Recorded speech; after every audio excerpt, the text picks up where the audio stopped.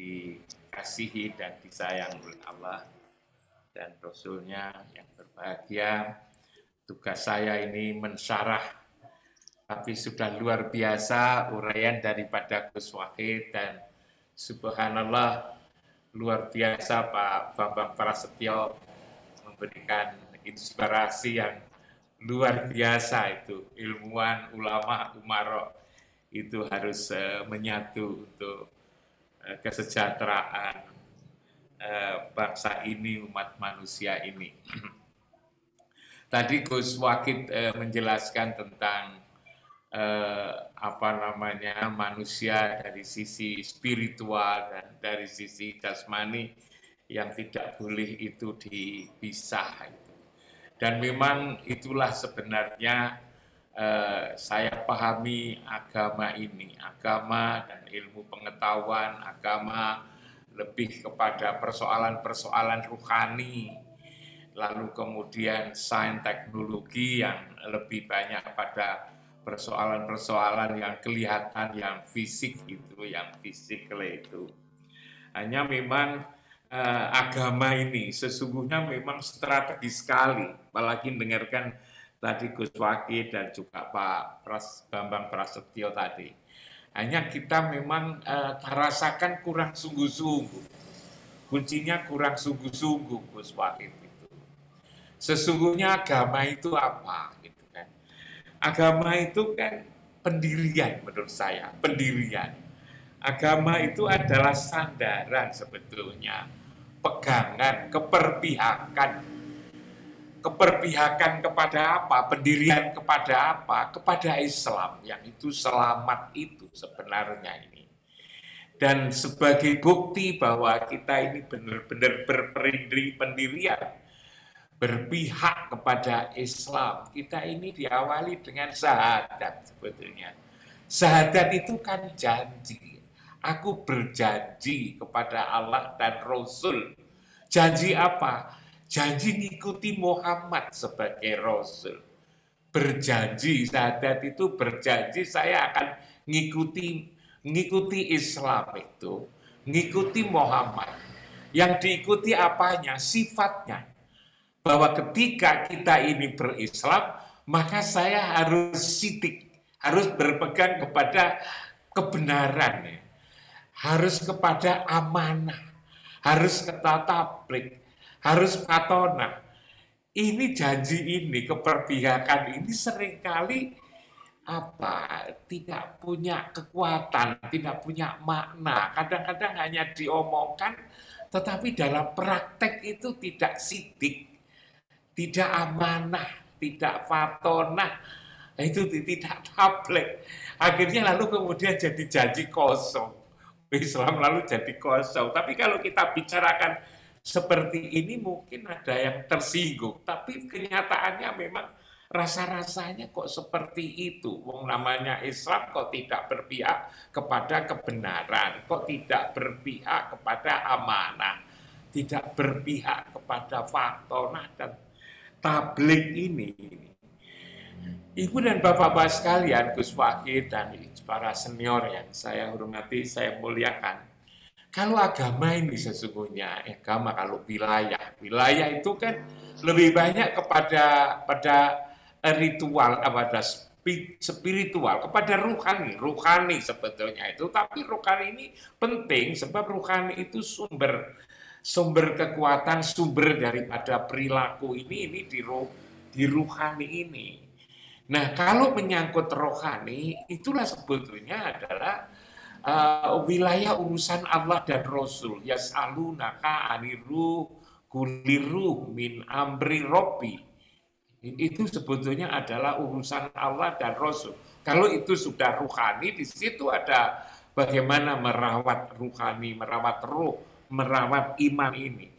Tetapi hal-hal yang terkait dengan fisik tadi, itu Islam rasa-rasanya hanya memberikan nilai-nilai pedoman seperti yang dikatakan oleh Gus Wahid dan juga disinggung oleh Pak Bambang tadi, bahwa kita ini harus tidak boleh merusak. Tadi tak lihat, tidak boleh merusak. Islam itu tidak boleh merusak. Itu harus adil, harus jujur, dan harus dikelola secara benar. Ini kan rumusan-rumusan ini sesungguhnya kan luar biasa. Kalau hal-hal yang detail itu, yang tentang tentang jasmani itu terbatas sekali. Hanya menyangkut tentang pernikahan juga waris gitu. Tetapi hal-hal yang lain yang sifatnya fisik itu sebenarnya Allah sudah menyerahkan kepada kita semua. Manusia itu tidak berkuasa sebetulnya itu terhadap kehidupan di dunia ini, tapi diberi kuasa oleh Allah. Tidak berkuasa tapi diberi kuasa. Itulah yang disebut dengan qadirun itu. Sesungguhnya tidak punya keinginan, tapi dipersilahkan untuk mempunyai keinginan. Memakmurkan dunia ini. Bebas sebetulnya kita itu tidak ada halangan. Membuat perguruan tinggi yang sehebat apapun, menata kota yang sehebat apapun, lalu kemudian pendidikan seperti apa, lalu ekonomi seperti apa, itu sebetulnya dikuasakan kepada manusia sebetulnya.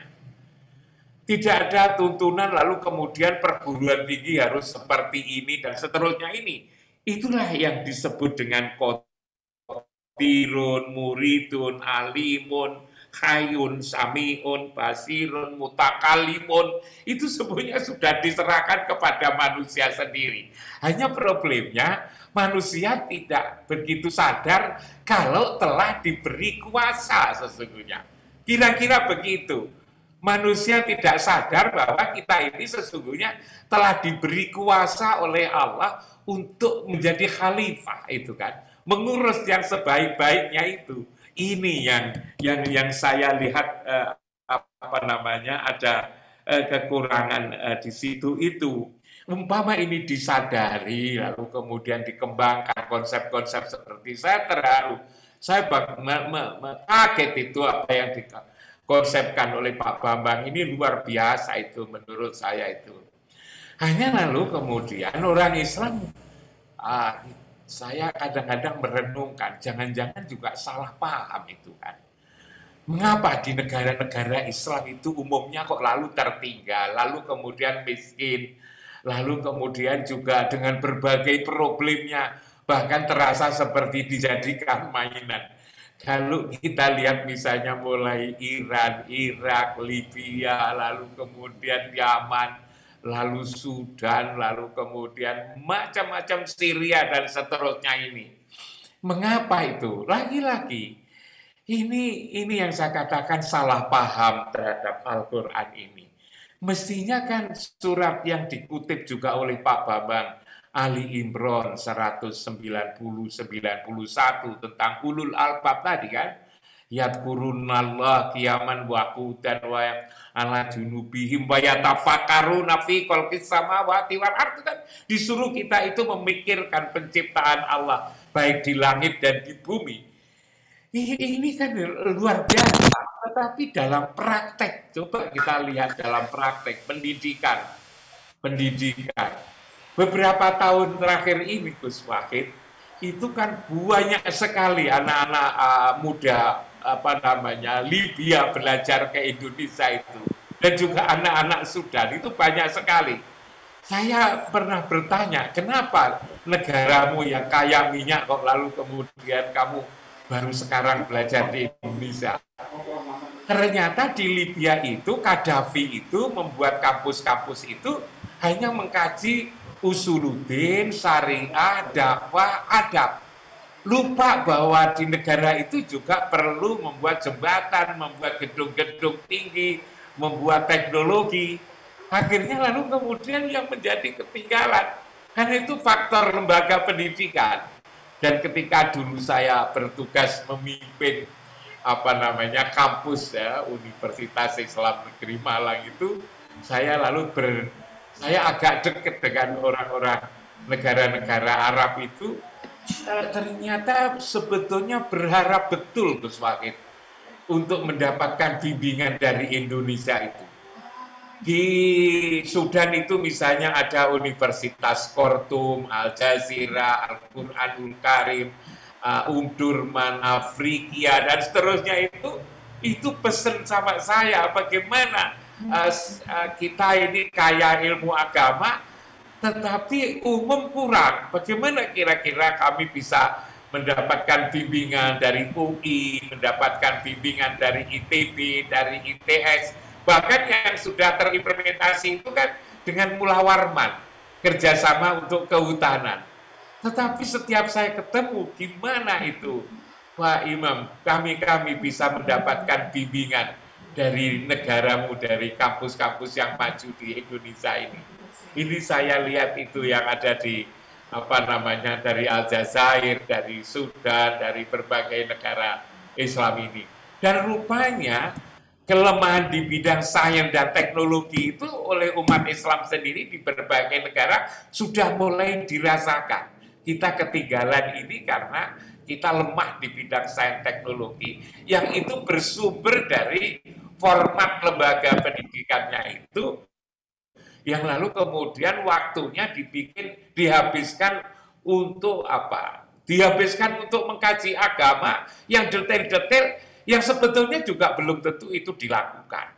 Bahkan kekala ngaji agama itu lalu diperdebatkan, lalu kemudian energinya habis untuk mendebatkan agama, lupa untuk mengamalkannya itu. Ini saya kira ada kesadaran baru di diskusi ini, Gus Wakil, lalu mengundang para pakar ini, lalu kemudian jadi luar biasa. Sehingga tidak berkuasa, tapi diberi kekuasaan untuk mengelola bumi ini, tidak punya keinginan, tapi diberi keinginan seluas-luasnya agar kita ini bisa menjadi khalifah ini luar biasa. Karena itulah maka saya memang menjadi senang sekali ini ada kumpul, apalagi dikatakan oleh Pak Bambang Prasetyo tadi bahwa ulama, lalu ilmuwan, lalu umaro itu harus nyatu untuk meraih masa depan yang lebih baik agar tidak ketinggalan seperti ini. Pandangan saya sederhana seperti itu, Masya Allah. dan Indonesia sebenarnya bisa memimpin gitu terhadap kebangkitan yang selama ini terpuruk karena sains dan teknologi lemah ini. Terima kasih, mohon maaf. Assalamualaikum warahmatullahi wabarakatuh. Wassalam. Ya.